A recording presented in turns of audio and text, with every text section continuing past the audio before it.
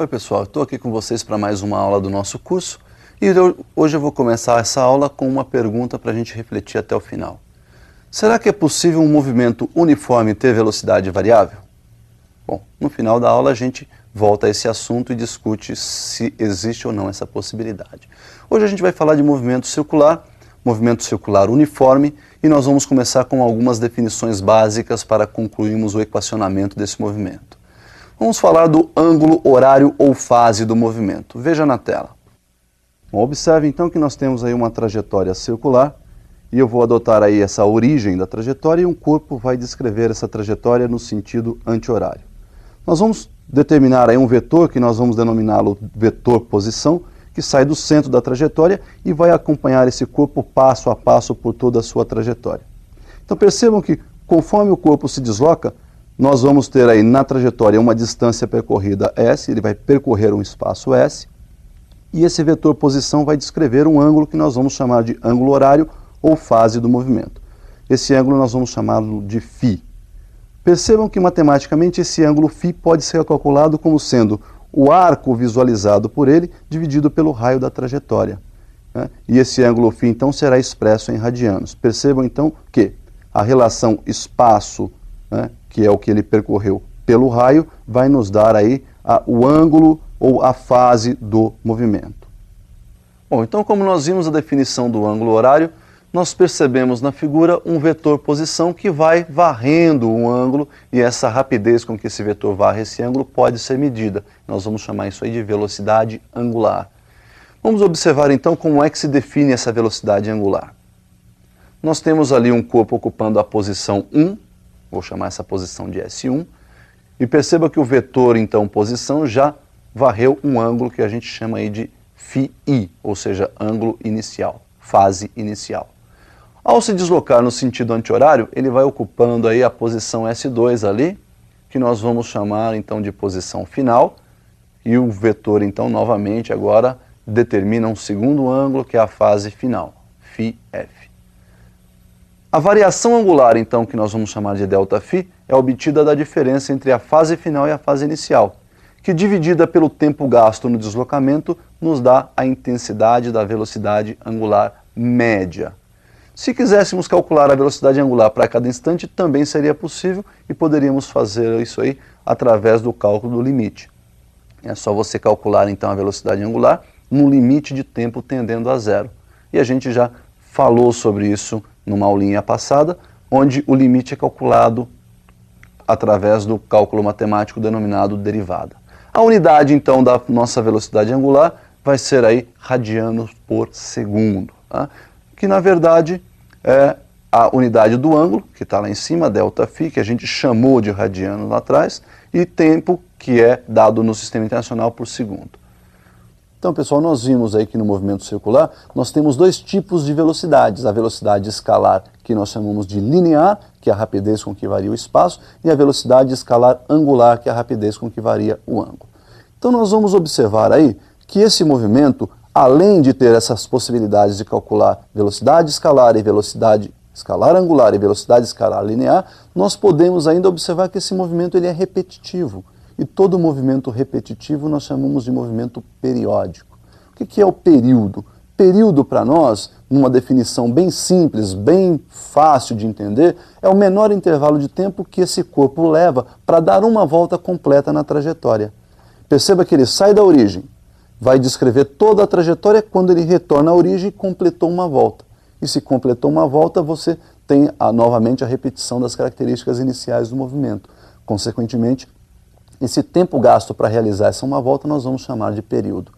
E com que frequência essa repetição ocorre? Então, frequência nós vamos definir. Perceba como é que fica a definição de frequência. Frequência é o número de oscilações, no nosso caso de movimento, é o número de acontecimentos, o número de voltas realizadas num certo intervalo de tempo. Então esse n que aparece na equação representa o número de voltas e o ΔT é o tempo para que esse número de voltas aconteça.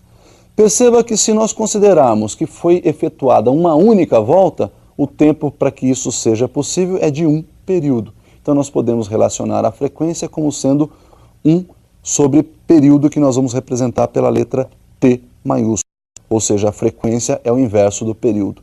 No sistema internacional, período é dado em segundos. Consequentemente, nossa frequência seria o inverso do período e nós vamos chamar então esse inverso de segundo como sendo hertz. Então, o inverso do segundo nós vamos batizar de hertz.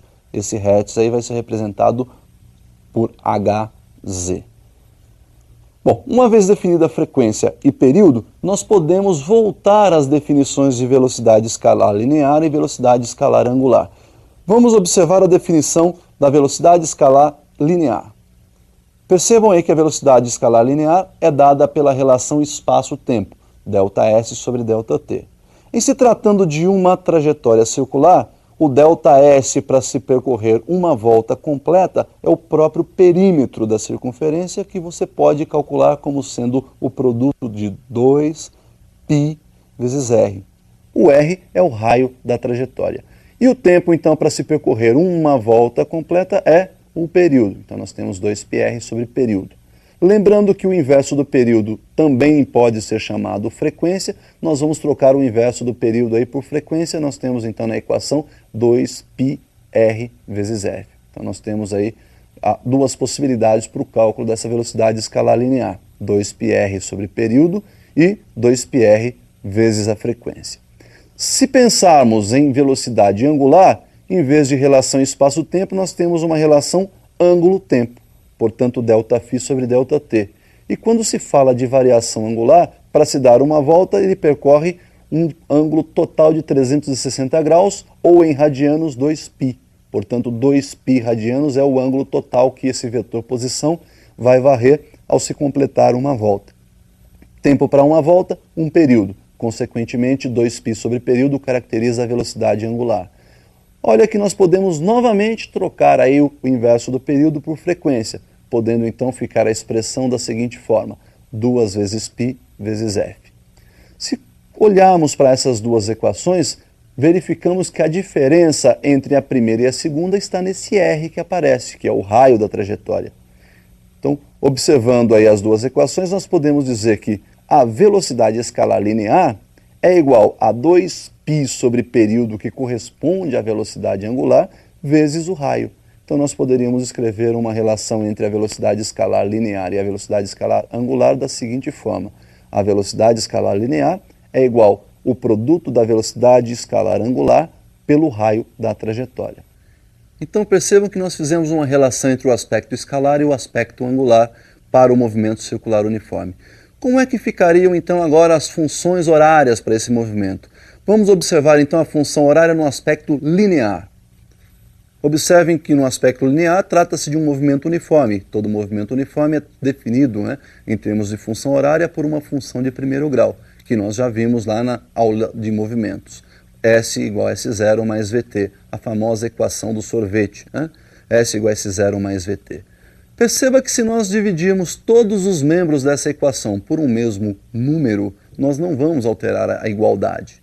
Então nós vamos pegar essa mesma equação, S igual a S0 mais VT, e vamos dividir membro a membro pelo raio da trajetória. E aí nós vamos obter uma equação no aspecto angular. Percebam que S sobre R, S0 sobre R e V sobre R são grandezas conhecidas, são grandezas que nós definimos hoje.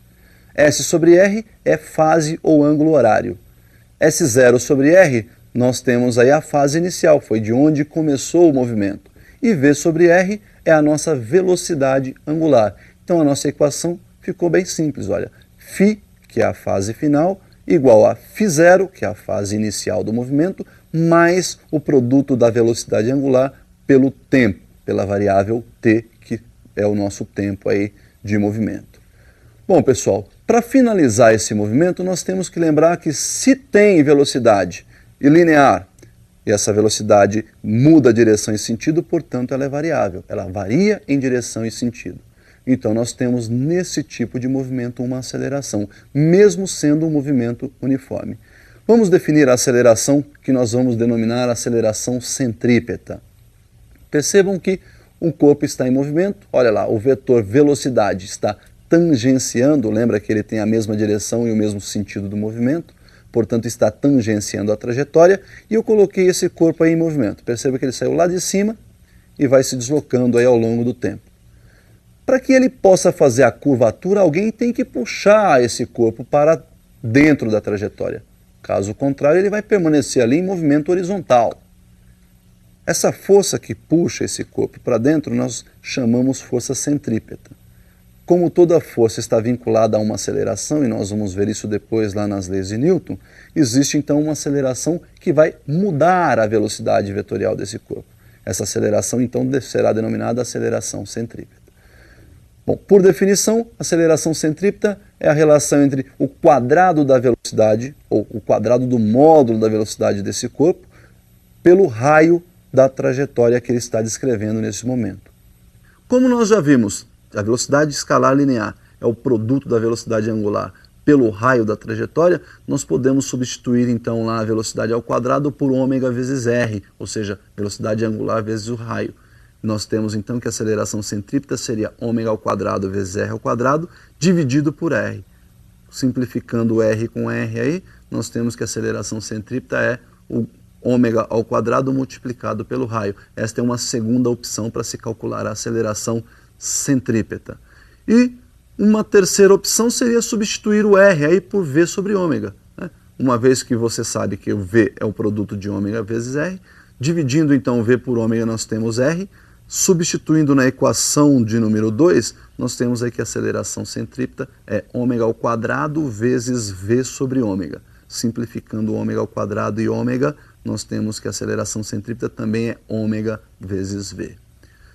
Pessoal, como vocês puderam observar, mesmo sendo um movimento uniforme, esse movimento tem uma aceleração, porque a sua velocidade, embora tenha módulo constante, ela tem direção e sentido variando ao longo do tempo. Consequentemente, ela é considerada uma grandeza variável. Por hoje é só, e nós então vamos ficando por aí. Até uma próxima.